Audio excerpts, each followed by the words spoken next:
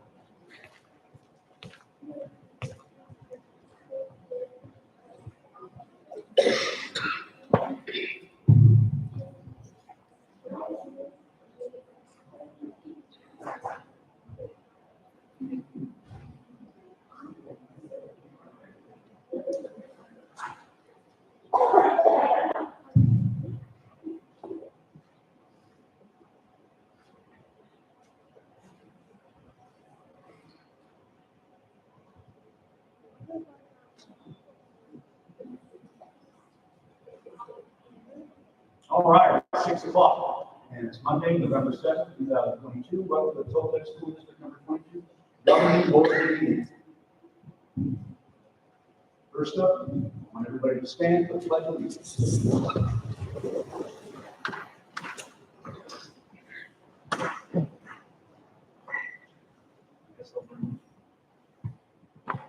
I pledge allegiance to the flag of the United States of America, to the republic for which it stands, one nation, under God, indivisible, with liberty and justice for all.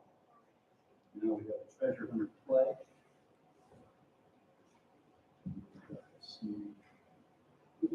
Narda, the treasure hunter pledge. As an adult and a treasure hunter, I am committed to search for all that is still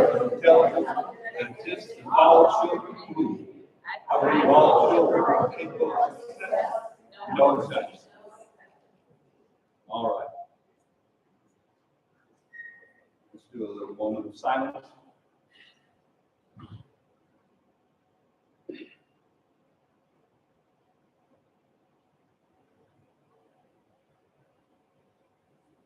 Everyone be seated.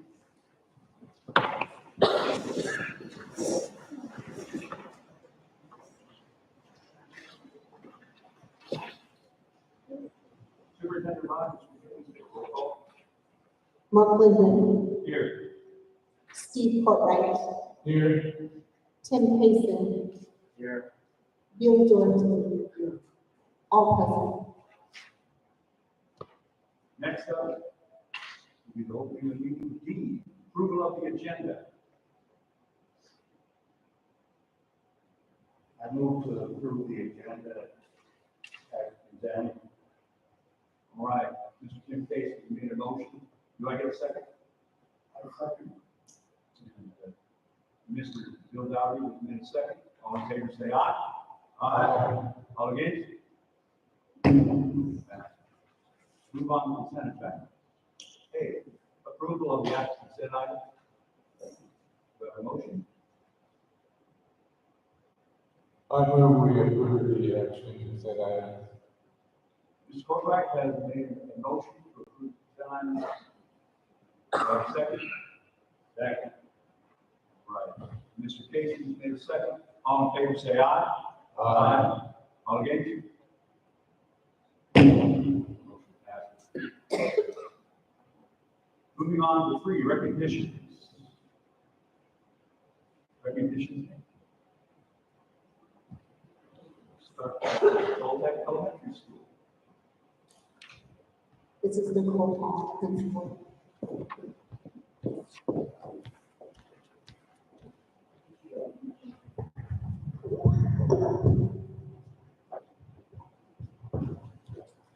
Good evening, everyone. Can I please call up our treasure hunter of the month, Mrs. Cardenas?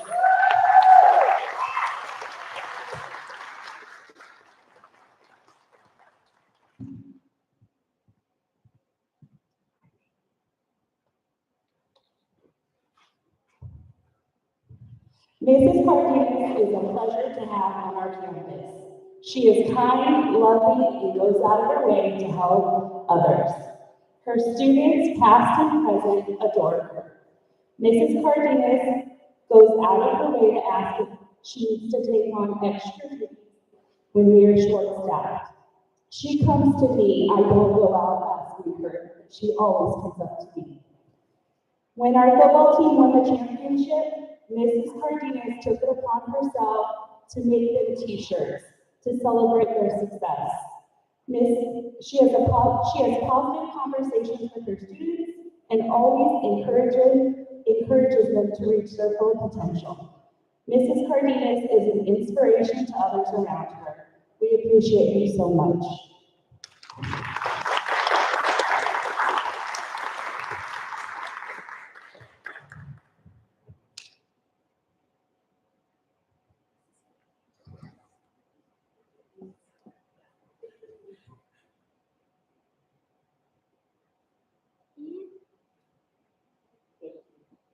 Thank you, Mrs. Cardenas.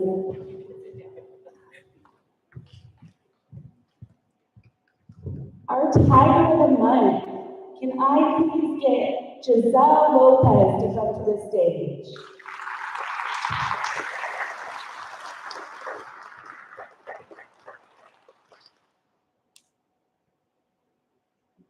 Hi, Giselle.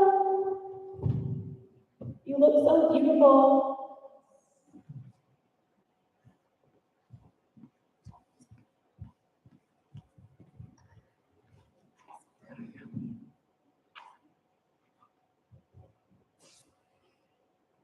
Giselle exhibits many positive qualities in class and on the playground. She is honest and respectful to all of her teachers and her fellow classmates. Giselle is honest and caring. She always does her best in class and is helpful. She is respected and appreciated by her peers and all the teachers on campus. Keep up the good work, Giselle.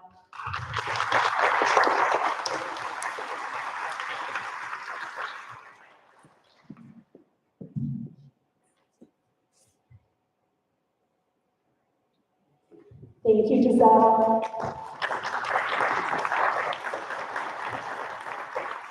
And our second Tiger of the Month is Mackenzie Williams. Mackenzie, can you please come up to the stage? Oh, I thought I saw her over there, but Mackenzie Williams, congratulations.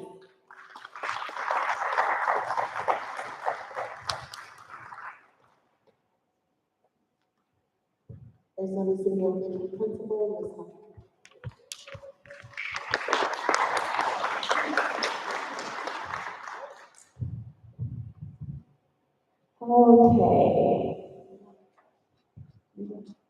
Okay.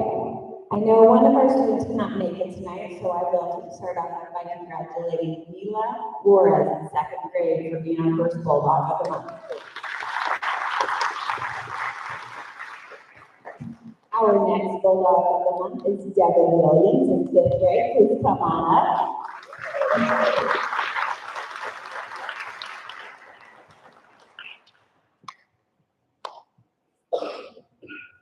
So, Mr. Williams is hardworking, helpful to his teacher and his classmates, especially in math. He is very good at math. So we wanted to say congratulations, Devin.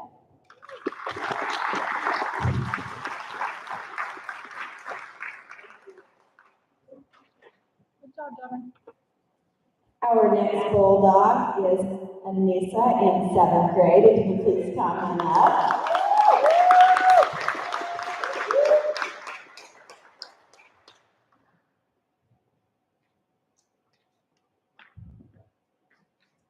Anissa is a bright and happy student who always goes above and beyond to help both her peers and staff. She helps mentor other students and is active in school clubs. Anytime anyone asks for help, she is always willing to jump in. She maintains good grades while being an active member of ACE Student Council, as well as a member of FBLA. Thank you for all your hard work.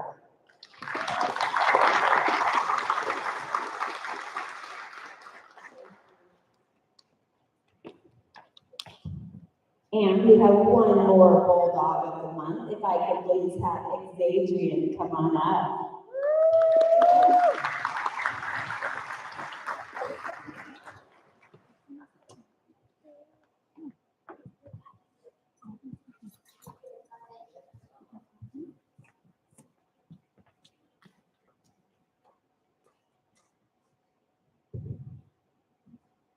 Xadrian has come a long way from when we first met. Oh, sorry. He is a hard worker and a great kid to be around. His smile lights up the room every day when he arrives. Thank you for being such a great student and kiddo here at Arizona City Elementary.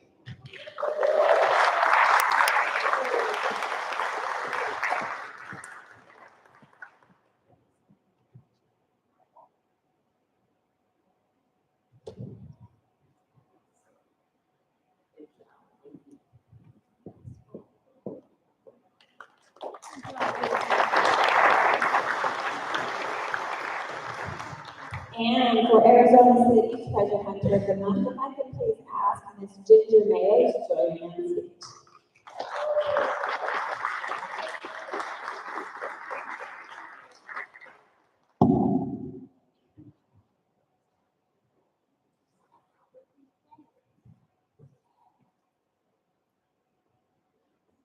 So at the end of the year last year, Miss Mayo and her team volunteered to take on a very challenging role here at the Toltec School District. Not only did Miss Mayo and her team volunteer for this position, but the program is running very smooth due to Miss Mayo and her team's dedication. Ginger, thank you for your countless hours you have put into your very successful classroom. We very, more than you know, appreciate you.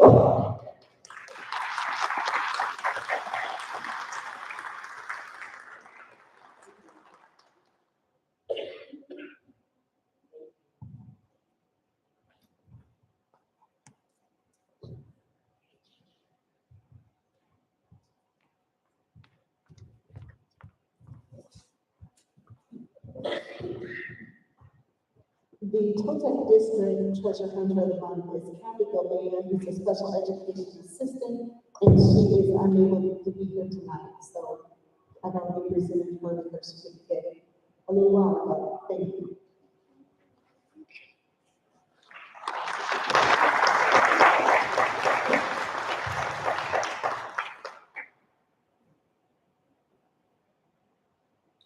Okay, this part is the recognition opportunity.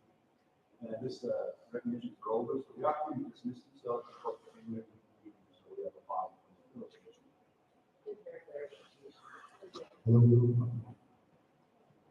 Yeah, and recognitions are completed this time. So those of you who wish to leave, we have a pause in place. For those of you who would like to be active recognitions, obviously, please.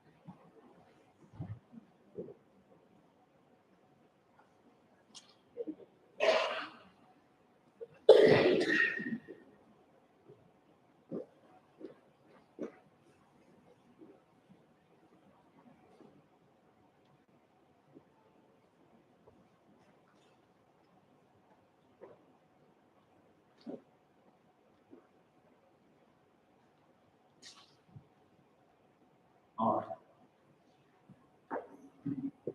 Moving on to the information discussion items. Information discussion item A, superintendent summary. On the calendar, November 1st to November 17th is Camp Drive at Arizona City Elementary School. Monday, November 14th, we will have no school to observe the Veterans Day. Thursday, November 17th is lunch with loved ones at TES. And Monday, November 21st, the 8th grade students at both TES and ACES will visit Vista Grande High School. On Wednesday, November 23rd and Thursday, November 24th, we have no school due to the Thanksgiving holiday. And on Thursday, December 1st, there's a family night at TES for kindergarten through second grade students and family. The Arizona Department of Education reported that K-12 school districts are exceeding the constitutional aggregate limit, which is referred to as APL, by 17.51% for this school year. The legislature has until March 1st to override the limit, or school districts across the state will be faced with budget cuts in excess of a total of $1.3 billion. The Arizona Department of Education released school letter grades after a 2-year reprieve, and Arizona City Elementary and Totec Elementary Schools received grades of C. Although we continue to strive for improvement, I am proud of our achievement against the odds and hardships that we have braved since facing an unprecedented pandemic. This is the most difficult times in the history of education, while being understaffed due to lack of available applicants and turnover, and staffed with a high rate of teachers who are currently working to obtain appropriate certification. We were awarded C grades. Imagine the possibilities when we are able to maximize staffing. Thank you. We have a recognition that just came in, so we'd like to do that, if that's okay. That's fine.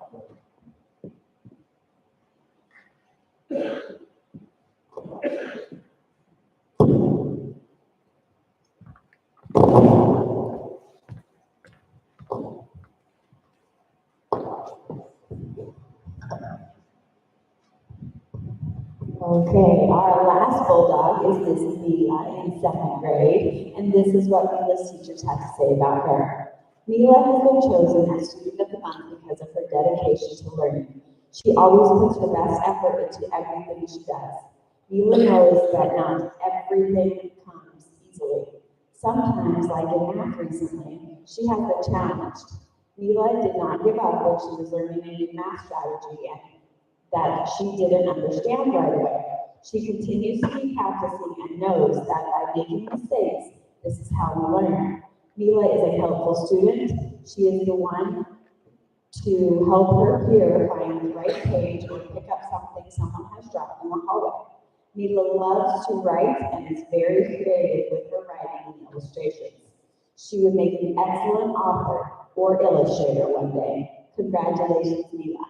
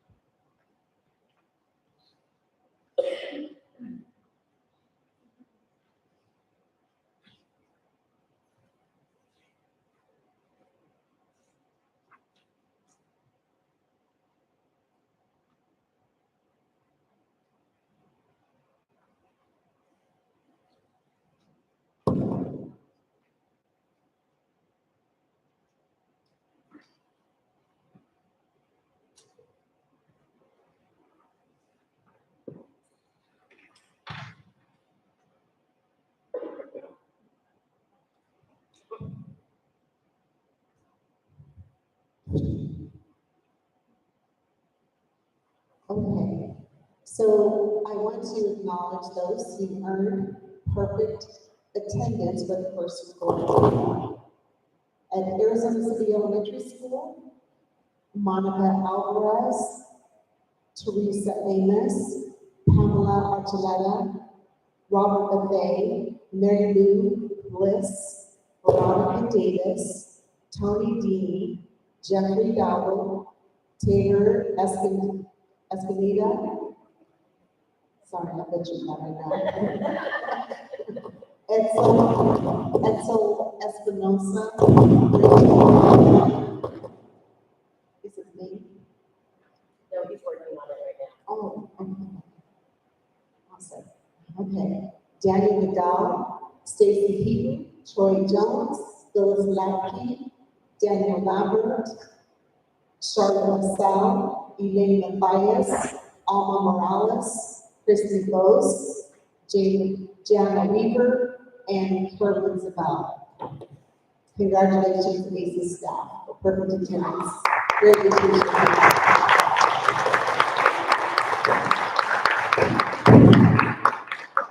And for Toltec Elementary School, those attending perfect attendance, Jesus Cardenas, Randy Cardenas, Michelle Collins, Jesus Grello, something like that.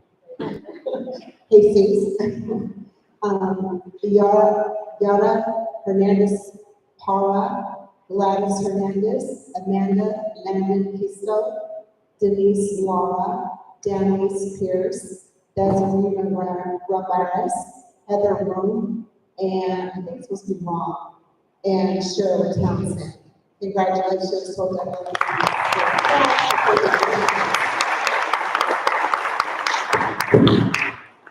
And in the district perfect attendance, we have Richard Amos, Joseph Calachio, and Judy Ochoa. Congratulations. And thank you.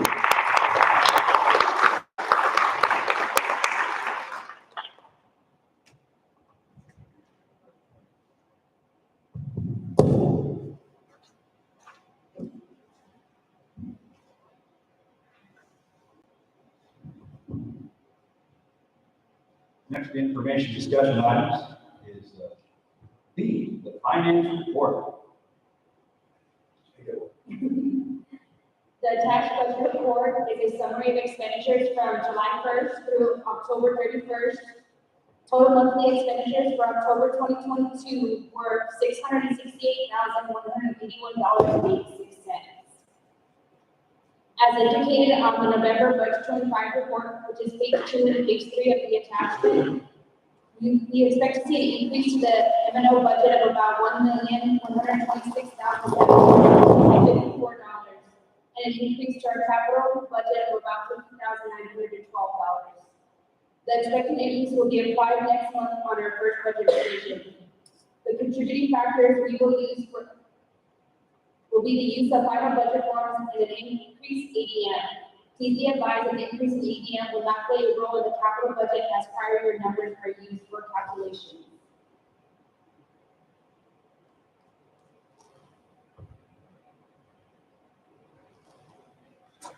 You guys have any questions?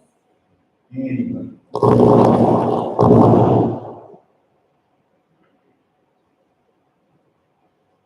Mr. York.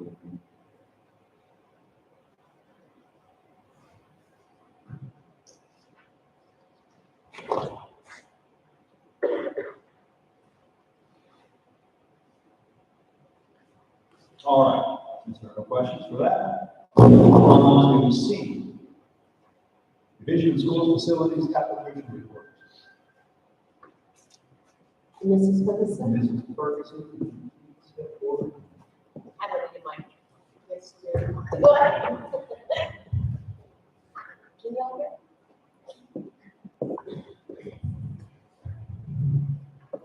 Is this it? Okay. As you can see in the report, the weatherization is the first thing we put. Weatherization is still going on, that's the soft south wall that will be fixing it. It's very difficult.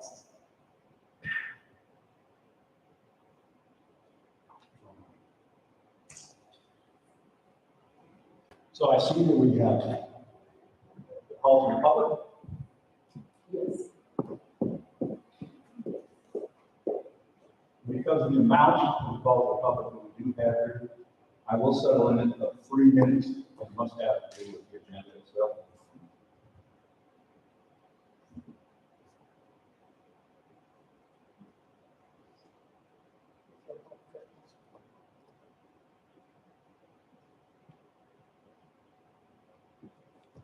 All right, first one up on my list is Abigail Thomas.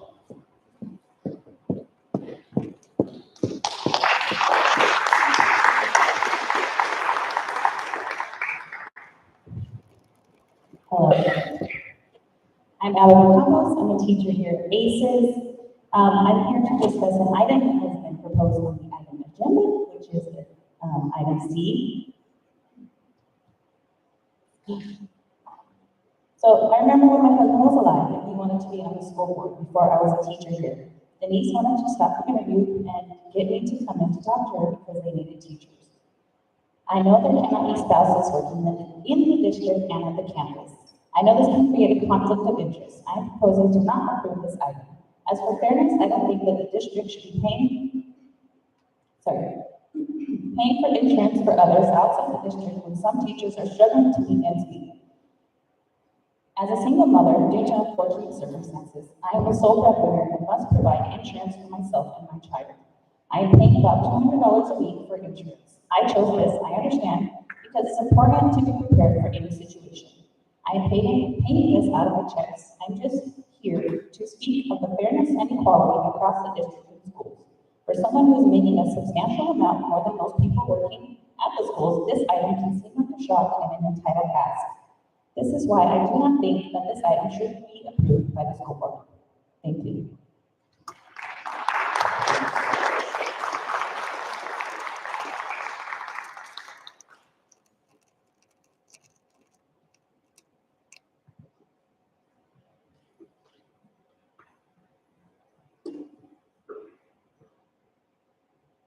The next one on the list is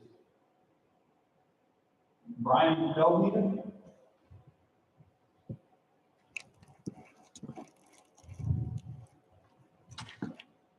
My name is Brian Feldmeyer. I'm here to express my concerns about action item C on this evening's agenda. Part of that action item states that the proposal to add superintendent's husband to the health plan with equivalent coverage beginning on January 1st, 2023, and if approved, those costs will be charged to the district. From the information supplied on the board docs at the district website, it states that Mr. Rogers has provided services such as security and acted as an emergency bus driver in the past. If he is an employee with the Toltec School District, was his employment approved by the school board? And if he's not an employee with the Toltec School District, why is a non-employee being permitted to transport students? Were the parents of these students notified that someone who is not an employee would be transporting their child? And if an incident were to occur while he was transporting them, would that be covered under the district's insurance policy? There's the conflict of interest policy that states that no person employed by the district can be directly supervised by a close relative, and that this policy applies for someone with part-time work as well as full-time employment. Due to the fact that this individual is the husband of the superintendent, what would the reporting structure be that would prevent conflict of interest and being supervised by a close relative? I'm a parent, not an educator, but I know that school board's decisions are based on what's best for the students. Approval of this action item would not benefit the students or the vast majority of current staff members. If this action is approved, will the same opportunities be given to all staff members of the Toltec School District? I recommend that as a board, look into decisions that are being made and ensure that they are fair to all parties involved. Thank you for your time.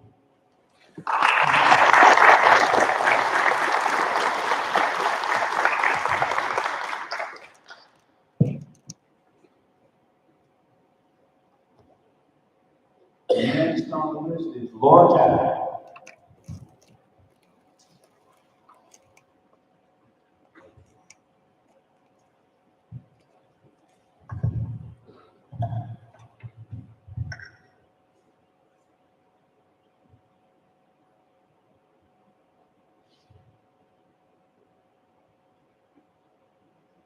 Good evening. My name is Laura Tappan, and I've been employed with the district for over 20 years.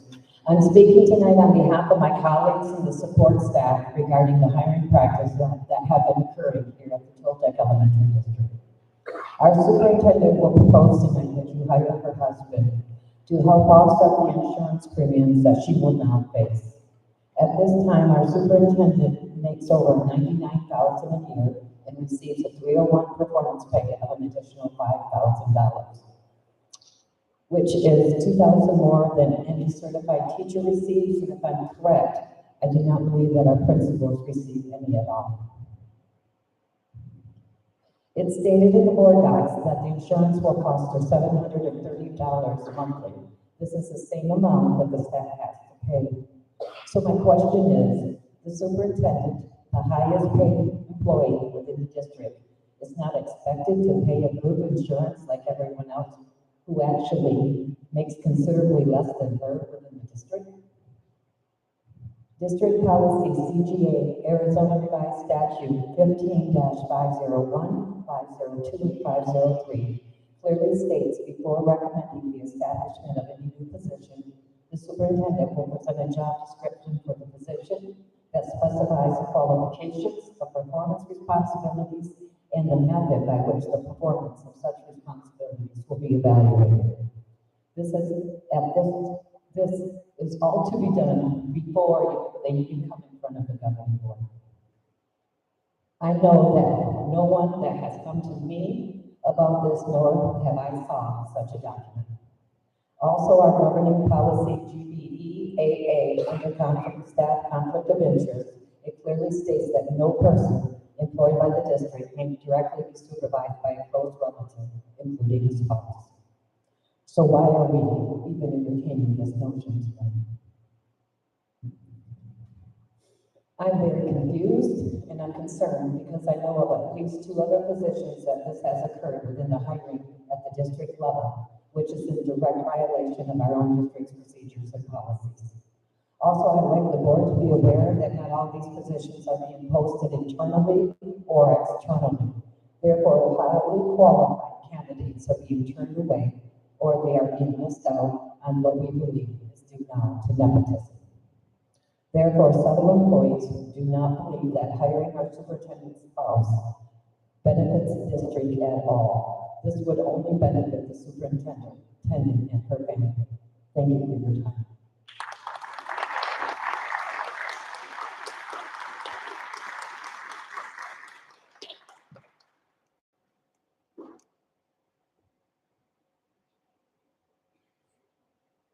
And Melissa Dowd.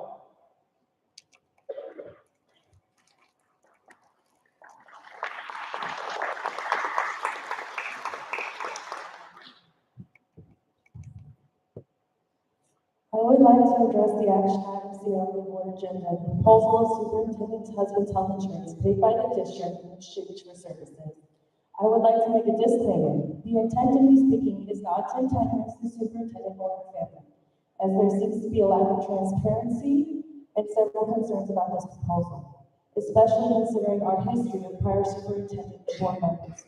We feel obligated to be diligent in protecting the school and the students' best interests and integrity. There are several concerns about this proposal. One, why didn't she put him on her plan when every other employee in the district was told to add family members? She makes the most money in the district, but is the only one who will have a relative paid for by the district. Seems like a conflict of interest and abuse of power. Number two, why does he not go the route of any other individual would go? Arizona has open health enrollment November 1st to January 15th. This is honestly the most ideal time to look for health insurance as the marketplace is open to find a plan. Number three, what is the title? The agenda mentions security. We have policemen for that. Bus driver, that's under transportation. Professional development. I have been here for just over a year, and the only professional development personnel we hired were those with credentials. Kids at Hope and Lynn Jenkins. Those were the only two. How does he compare to those? Why would we continually pay for health insurance instead of going the normal route of paying per class? The agenda made it sound like we were in desperate need of professional development presenters, but we have already moved up to C grade. And Principal Huffman has organized an amazing PD this upcoming Friday on the 18th, where veteran teachers will be hosting classes by grade band. And this is very nice because how you would manage a junior class would be very different than a junior high class, as our grade band is K through 8. The action item screams conflict of interest, and this will not benefit the students.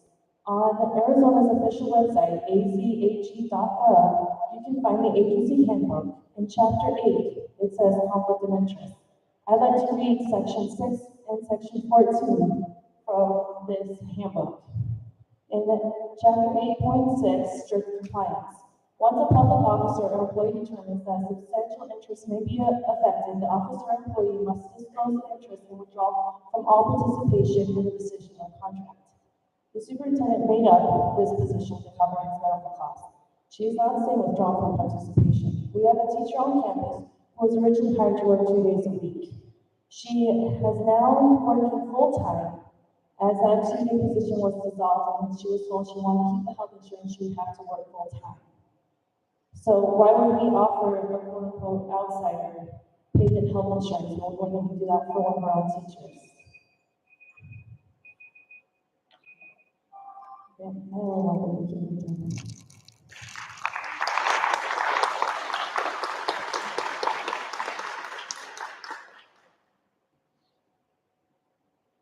Thank you, Justin. Okay. Next, we move on to action items. Action item A. Out-of-state Power School University Conference. This is brought back to you at your request with more information. Rachel, would you mind stepping up to the podium? Case, yeah, Rachel. In case they have some questions. This is Rachel Yan. She's the TES Administrative Assistant. She's the one who put this proposal together. You would ask about some of the classes, and she explained to me that the courses are not always available until the registration is complete, and that and she also provided an example of what they provide in the packet. And the training tracks are recommended by Power School University in alignment with the registrar's position and level of experience. And, the training popped up now available in Anaheim, California in June, and, Ms. Yan also thought that that would be better fitting for the schedule. So do you want to add anything, or if you guys can ask for any questions you may have? Sorry to put you on the spot. I'm glad you're here. The only thing that I would like to add is that in the proposal, I was not able to give you any kind of accurate cost or information, but comparing it to what the costs were in Florida, because none of that information is yet available. I know that you wanted some more information last month from the meeting about like what classes we would take in that. And unfortunately, until you're registered, they don't provide you with that information. They do provide you with the information that I submitted, which is like a, what would you call it? It's kind of a guide. The recommendations. Yeah, it's kind of a guide, you know, like if you are in this position, these are the classes that would be good for you to take. And not always are those classes available to take in person, it just depends on what they offer. So unfortunately, I can't give you a list of the classes that we would be taking until they are available after we're registered. I do understand that we have our school is used quite often and very much, and it's semi-complicated and it's difficult to get hold of them. So going to the school obviously would be more conducive to you understanding the power school a little bit better, because you can't call them and ask them because they never answer. So, I would see that going to Anaheim sounds like a good timing, good place to go, and I'm hoping this will benefit to the schools. And I know you seem to be up on our school quite a bit. I've asked them since you're the one to go to the so. I trust that you can help us out with a little bit more of that and bring back more information and more guidance with that, so that in the future we can know what we can do when we go to classes and whenever we can take this possible class. So I myself am thinking that Anaheim is a good time, a good place, but I think this the rest of the board, what do you think? We have a question about the lodging staying the same across between Florida and Winter, California, and South. Do you know, is that truly the case? I don't know, because what they do is they usually do it at the Disney resorts, and they offer a discounted price for those that are signed up to go to the Power School University. And I'm not sure if there's got to be a record of the last time that they had sent a secretary to the Anaheim. But I'm sure that those costs have gone up a little bit. So that's why I'm wanting to let you know up front that I can't give you the accurate cost for the hotel reservations. I can only give you what I have learned that they have available. Understandable. Thank you for bringing up the options. I think it was interesting when Rachel explained to me that the classes are half day anyway. They're not like an hour, such as a lot of conferences. They're half a day, so I think they go in depth.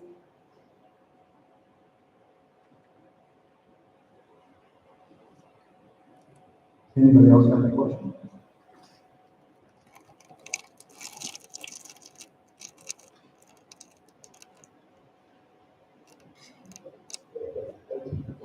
Thank you, John.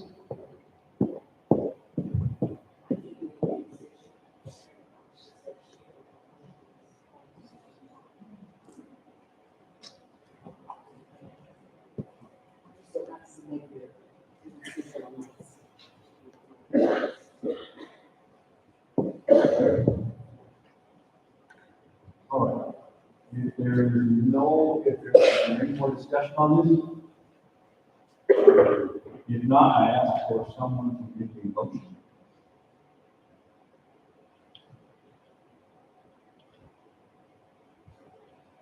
Can't find the title of it.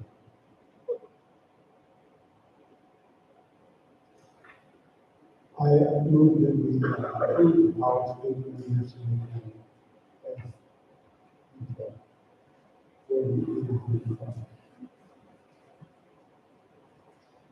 Does anyone wish to take a second?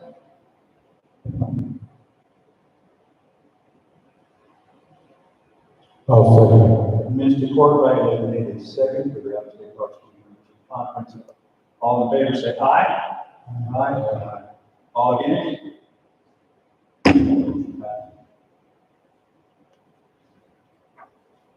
We move on to action item B, certified teacher salary schedule step alignment. President, Mrs. Ferguson. Oh, I'm sorry, yes.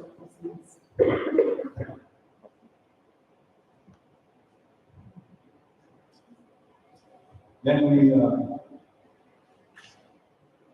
we have one more, and we'll go ahead and bring her up, Karen Brock, please.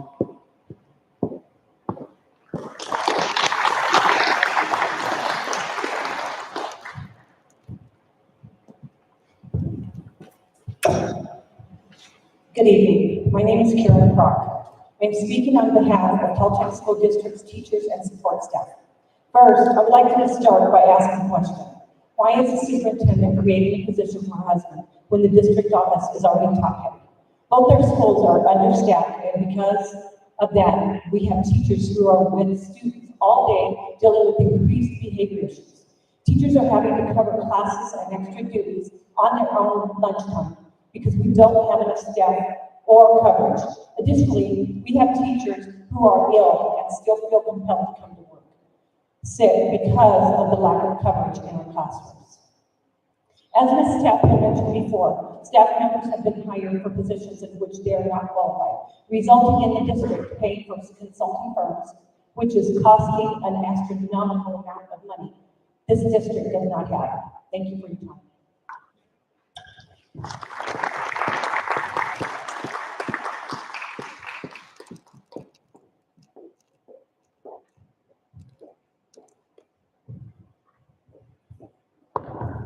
Thank you. Again, I now move on to action item D, certified teacher salary schedule step alignment. Thank you. It was brought to my attention that there are teachers on the certified teacher salary schedule that have not been studied to ensure correct placement. So I took out each file and studied it myself, and so I'm bringing to you a list of teachers who needed to be correctly placed, given steps to make up for those years when salaries were frozen.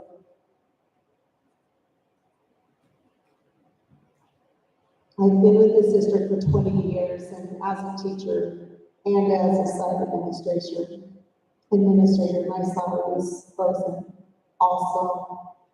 We deeply appreciate our teachers and applaud their commitment to Chilliwack School District.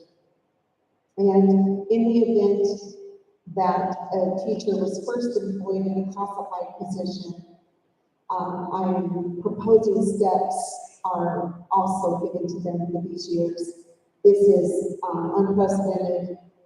It's not, I've never heard of a school district doing this, but I just want to do it as offer of our appreciation. Upon approval tonight, the teachers listed will be placed on the salary schedule as proposed and receive the additional compensation with an addendum added to his or her contract. I will be meeting with those teachers tomorrow and having the addendum signed. And since we're mid-contract, paychecks will potentially be higher than what will be reflected in subsequent years, since the pay increase is payable in fewer weeks. For instance, the teachers have already received 8 pay days. The cost of the district is $55,000 in salaries, $11,000 in benefits, which is a total of $66,000.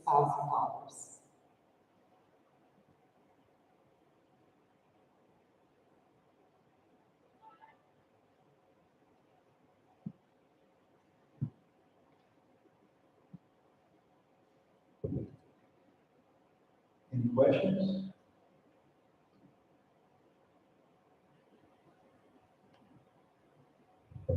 I'm hoping that you approve this tonight, that we can bring people up to where they should have been all along.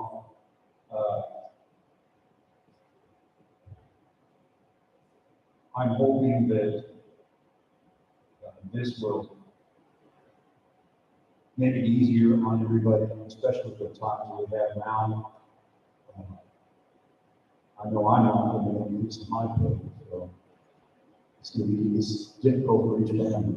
And I'm hoping this will ease the pain for those who actually deserve that step and increase in pay if this is improved. So anyone else have anything to say? I'd make a motion to approve the road salary step line for teachers and teacher salaries. Do I have a second? Mr. Casey has made a motion.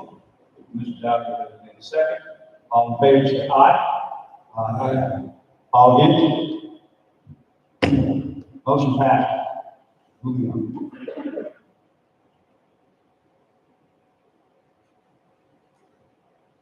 Action item C, benefits for services rendered. I'd like to address those first, before there's any discussion. I am surprised at the Compton Publix tonight.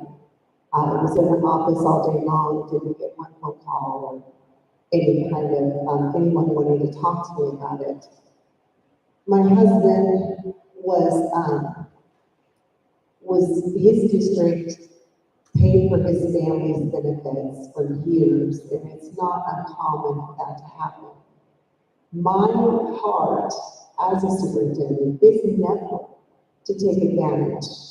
It's never to take away from anyone else. I have gone above and beyond to give people opportunities, to give them everything that I can. I wish I could give more. If it was a private school, I could give more, but I can't because we're a public school.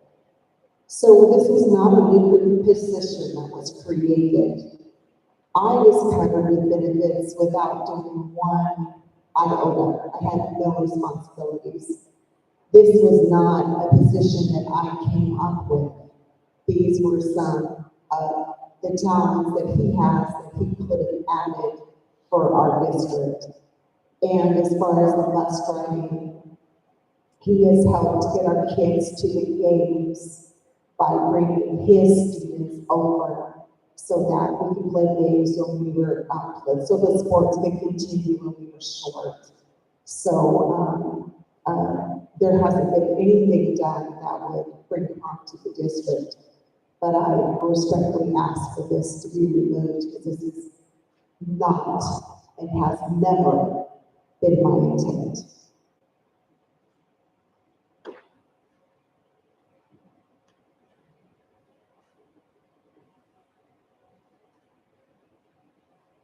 Any questions?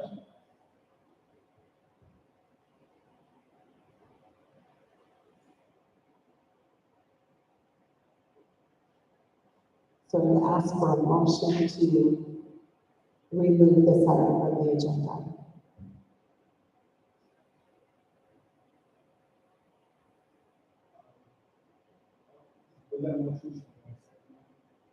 No, I'm not. I'm not part of asking for a that. motion.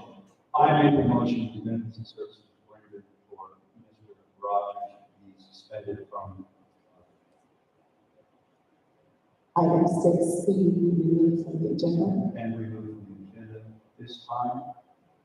Anyone wish to make a second?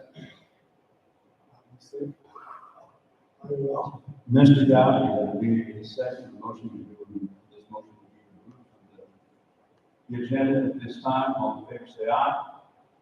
Aye. All against? Motion passed.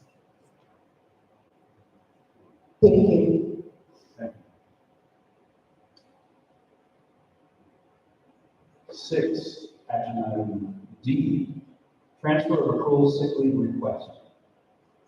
We have a new teacher that is emergency certified for English language arts here at Arizona City Elementary School. And her first day is Monday, October 24th. But on Thursday, that first week, she had a family emergency, and she was at her son's side during this family crisis, and so she was unable to fill her responsibilities as a teacher for 2 weeks. And I want to say thank you to Abigail Campos for bringing it to my attention. And in our policy, GCCG, the professional support staff volunteer transfer recruit sick leave, which is one thing I brought to the board when I became superintendent, because I asked for years and we could donate time, and I was told that absolutely not, that was impossible. So when I came into the office of superintendent, I made sure that I brought this policy to you, and we did approve it. And in the policy, if there's extenuating circumstances, then they can ask in writing, and then I can bring it to you, to the governing board, to determine participation eligibility. So I'm asking for you tonight to approve the donation of sick leave to a newly hired teacher with extenuating circumstances. She did return to work today, so it'll be for a period of 2 weeks.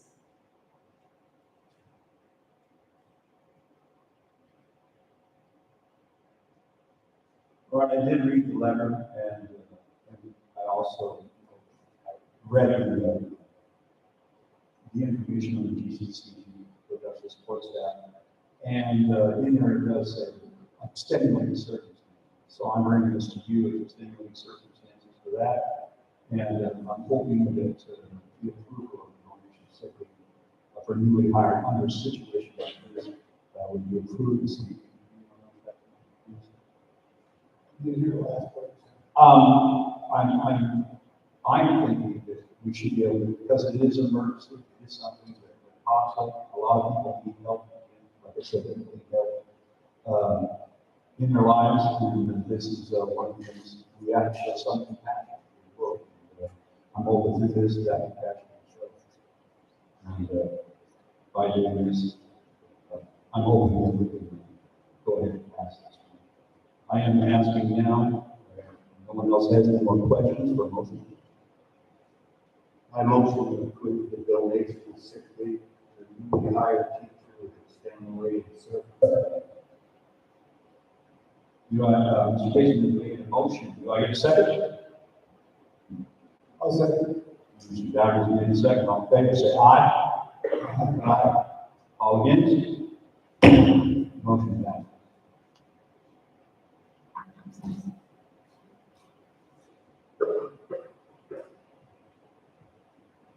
And the next one is E, action item E, Arizona City Elementary School teacher resignation.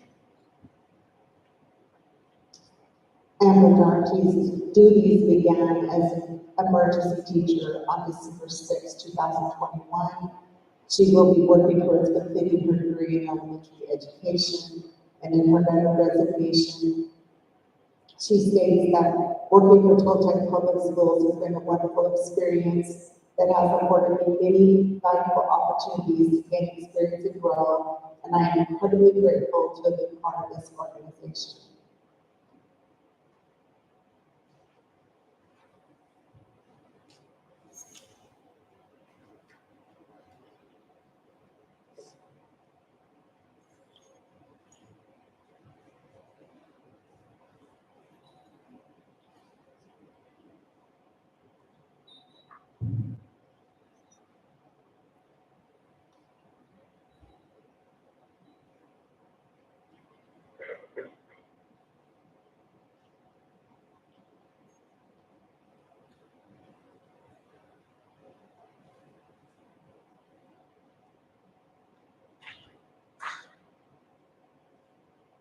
All right.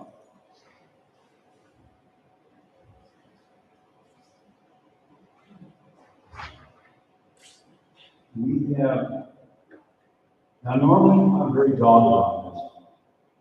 I ask people to, I will ask for the liquidated damages whenever anyone leaves. But in this situation, there are extenuating circumstances. We've been through this one before, and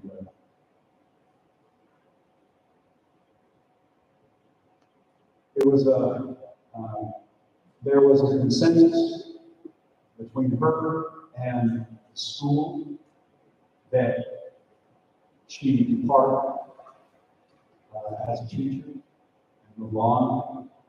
And since it's an equal between the school and the teacher, that I will ask that the liquidated damages not be applied to her in this instance. If there's any more discussion on it, please ask me, because I've looked into this, and you know me. If I think they're just moving on because, I will ask for that. I'll ask for the liquidated damages in the heart.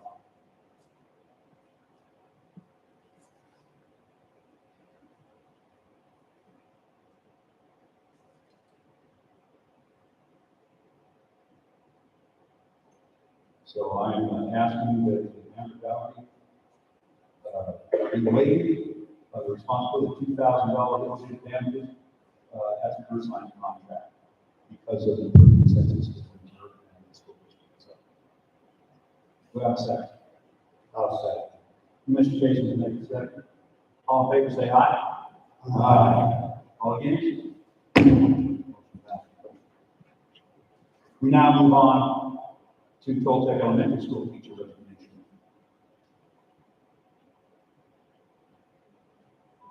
Emily Rubio began her employment with Toltec School District as a paraprofessional on October 22nd, 2020. Ms. Rubio moved into the classroom as an emergency certified teacher on August 23rd, 2021. Her first day of employment was October 20th, 2022, as related in her letter of resignation dated her last day of employment was October 20th, and in her letter dated October 27th, Ms. Rubio states, I was unable to fulfill my contract due to a severe emergency situation in my family. To keep myself and my children safe, I have moved out of the district. I have enjoyed working with the school and loved getting to know my coworkers.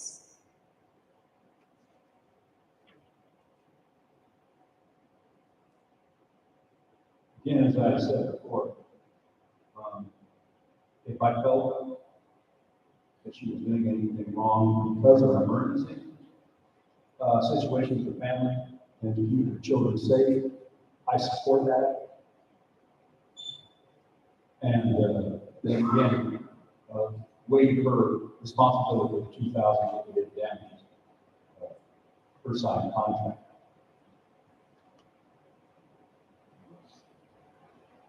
Does anybody else have anything to say? Any other questions?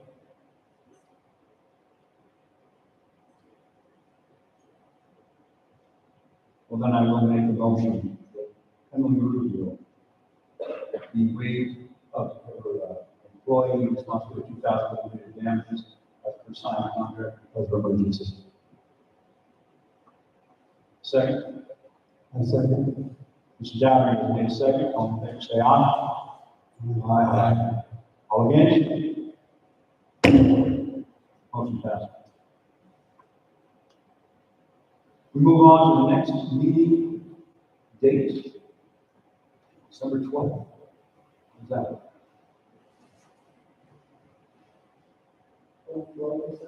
Yeah, 12.